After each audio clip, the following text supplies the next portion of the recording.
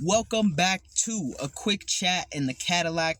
My name is SG, and I like to explore the simplicity of complexity. So if you don't know, this is my show, and I'm going to break it down for you both real and quick. Today I got to talk to you about something. Okay, let me talk to you about something because it's been needing to happen. I've been putting this one off, but it's got to happen. Today we're going to be talking about a vice in particular that many people suffer from. Millions of people suffer from this vice, and this vice makes them suffer in return. That vice is named control. You see, in a system that is largely based on controlling people, which is most societies across the world, or at least the earth,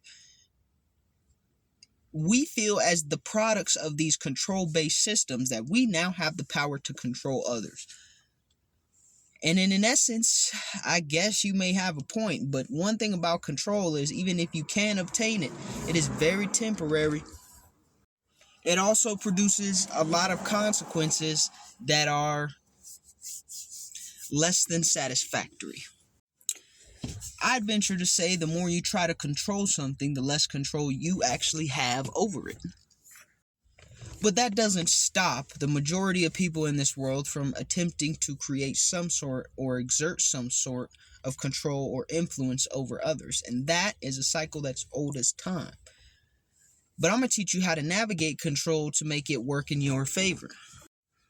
You see, true control, or at least the closest thing you can have to controlling your circumstances, environments, and outcomes, starts internally and not externally. I'm going to propose an idea to you, and though it might sound scary, let's see how you react, okay?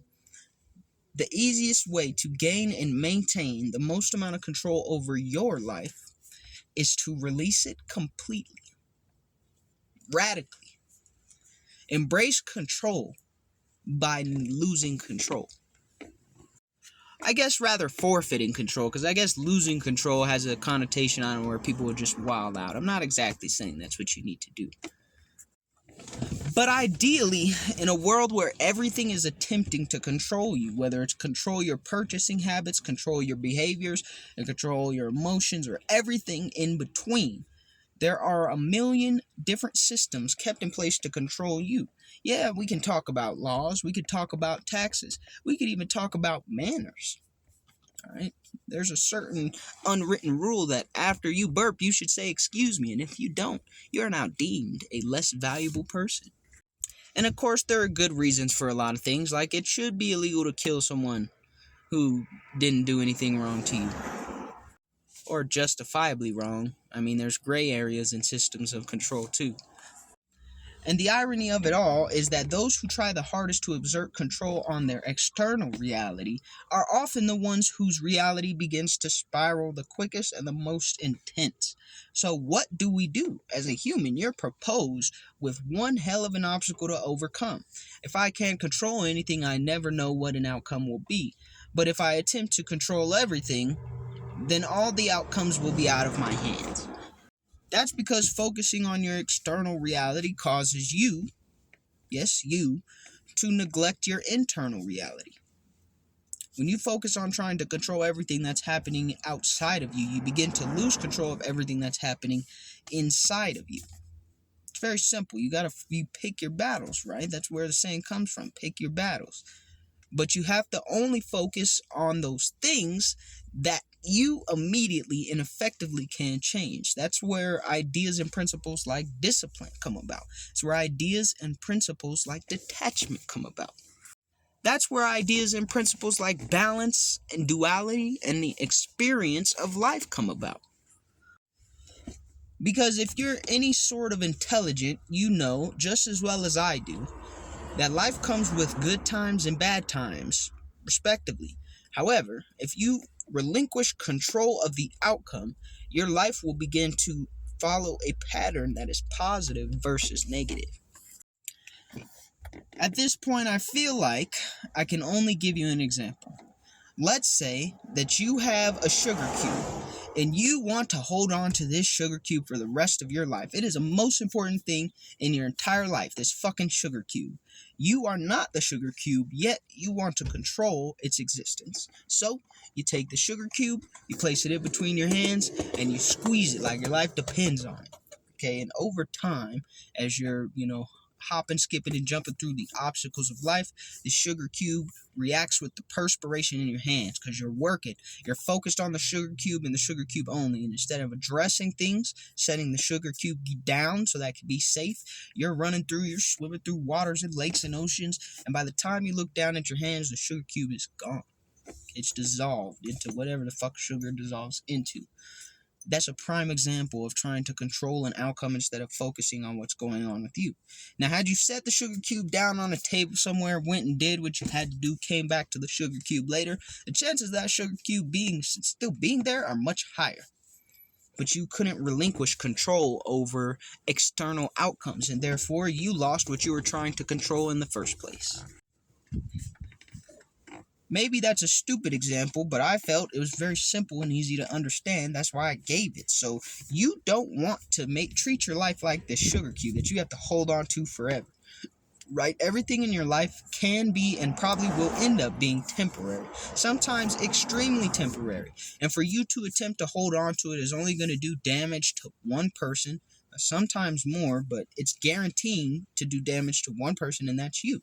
Because ultimately, your life is going to play out how it's going to play out. You don't have control of what happens externally. You only have control of how you respond to it. And that's the irony of life. Now, if you want to go and dig to the Bible, it talks about false idols, right? If you worship any one thing over the presence of God, then you're bound to lose that one thing.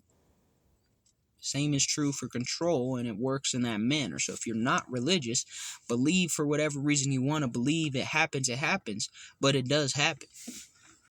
In fact, focusing on the outcome pretty much destroys the perception of the journey, and the perception of the journey should be that it is more valuable than the outcome itself.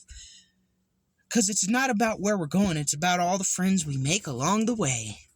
And even though Disney is a company notorious for bullshit, we know that the friends along the way, I don't even know if they came up with that, but whoever came up with it sounds like a crock of shit you tell kids.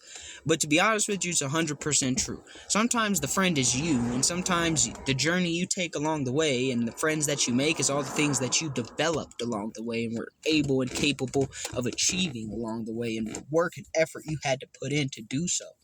So when you detach from the outcome, you realize the truth of the matter, which is that the outcome was never the goal. The goal was the journey.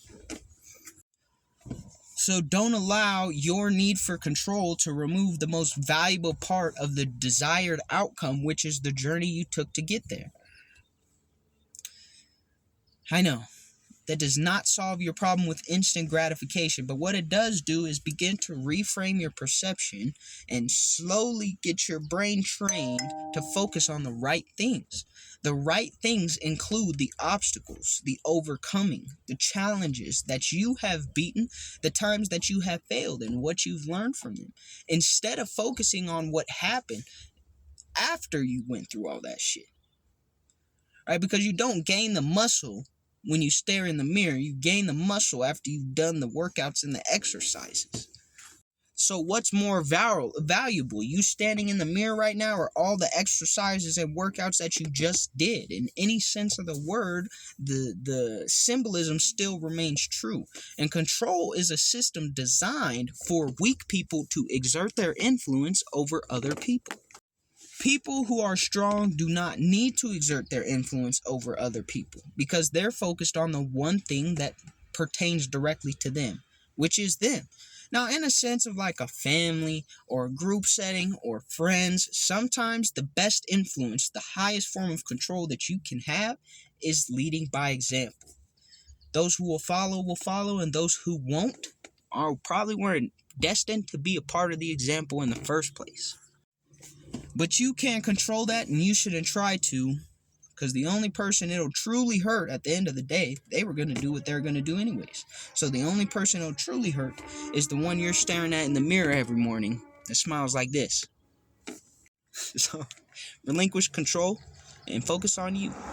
Peace.